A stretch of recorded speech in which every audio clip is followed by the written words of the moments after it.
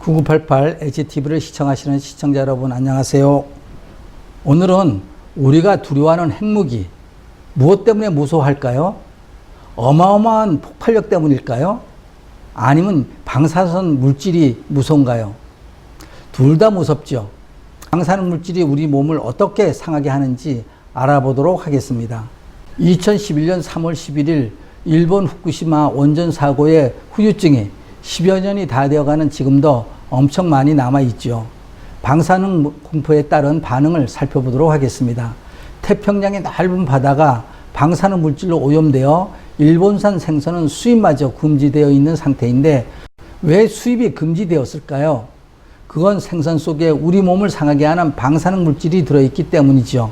그렇다면 방사능 물질이 얼마나 무서운 존재이기에 바닷속에서 사는 생선마저 먹으려 하지 않는지 그 진실을 알아야 할 것입니다. 또 원전 사고 후 기형의 동식물이 급증하고 있습니다.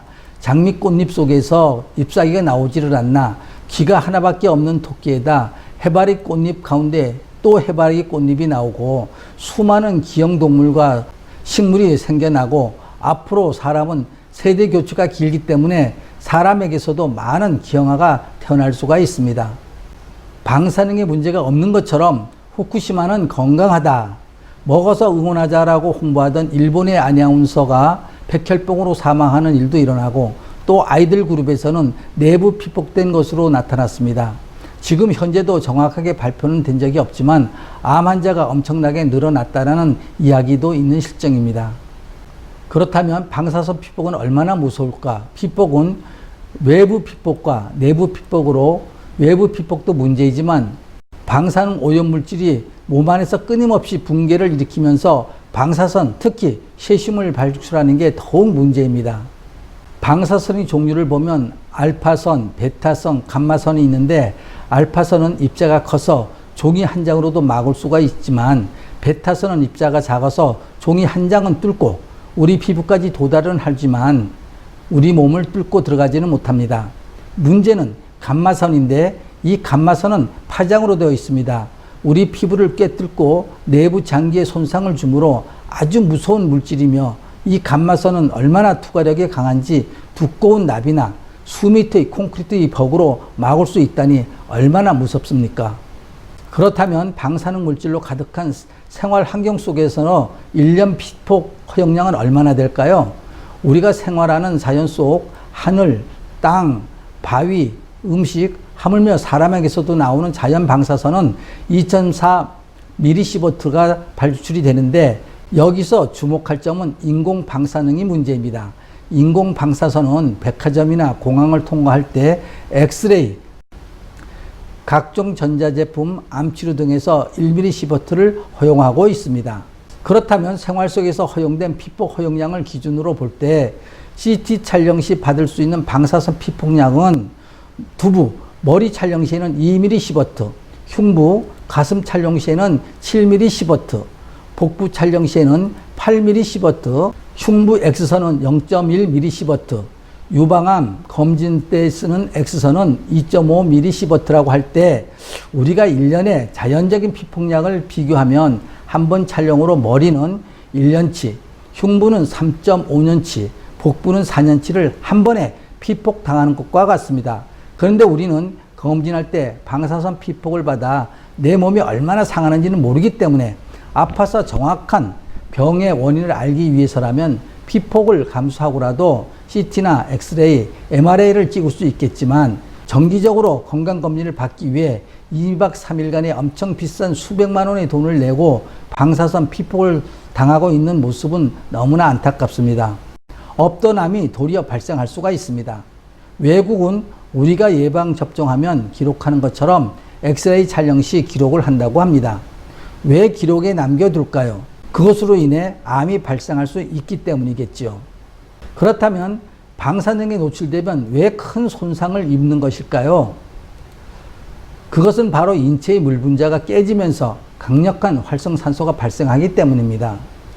우리의 몸은 물입니다.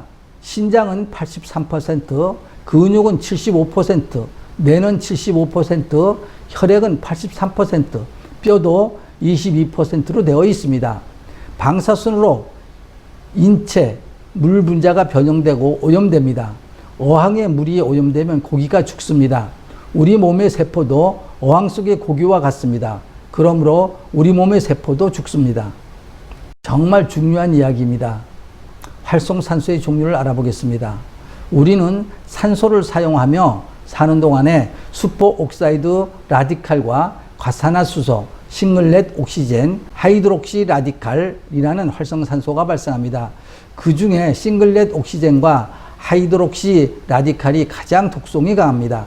암을 유발하고 기형아나 수없는 질병이 발생하게 됩니다. 하이드록시 라디칼이라는 활성산소가 유전자를 파괴하고 손상시킵니다. 그리고 방사선에 가장 예민한 조직은 첫째는 임파선이고요. 골수, 생식기, 소장이며 둘째로는 피부, 눈동자, 위이고 셋째는 실핏줄, 심장, 성장 중인 뼈, 연골입니다. 성장 중 아이나 임신 중일 때는 태아의 세포 분열의 위험성이 있고 백혈병이나 재생불량성 빈혈, 골수암, 그리고 불임이나 기형아가 태어나기도 합니다. 그렇기 때문에 항산화 능력을 높여서 손상된 유전자를 재생하고 활성산소를 제거하여 방사능의 위험에서 벗어나려면 황산화 물질을 많이 섭취하여야 합니다. 그래서 우리 몸속에서 나쁜 역할을 하고 있는 활성산소나 중금속 방사선 물질을 제거해야 되는데 활성산소를 제거하기 위해서는 황산화 물질을 많이 넣어줘야 황산화 성분이 활성산소를 억제하고 또 공격하는 것을 막고 제거합니다. 그리고 물과 산소로 배출을 시킵니다. 이것을 항산화 작용이라고 합니다. 인체는 내 몸이 스스로 항산화 시스템을 작동하고 있는데 내 몸에 생긴 활성산소를 제거하기 위해서 SOD 효소, 카탈라제, 글루타치온 포옥시다제의 천연 항산화 효소가 활성산소를 조절하는데 황산화 물질은 글루타치온, 코큐텐, 비타민 A, 비타민 C, 비타민 E, 카로티노이드, 플라보노이드, 셀레늄, 아연 같은 것입니다. 이것들은 음식으로 끊임없이 공급하여 줘야 항산화 효소를 활성화시켜 빠르게 작용하고 그 후에는 소멸이 됩니다.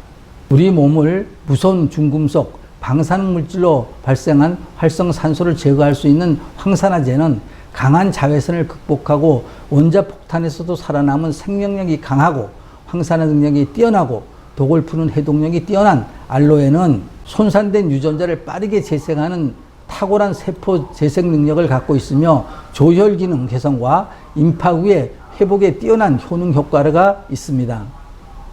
다음으로 방사선으로부터 탈출구는 손상된 소장암 세포의 생존율의 변화를 실험하여 효과를 입증한 홍삼입니다.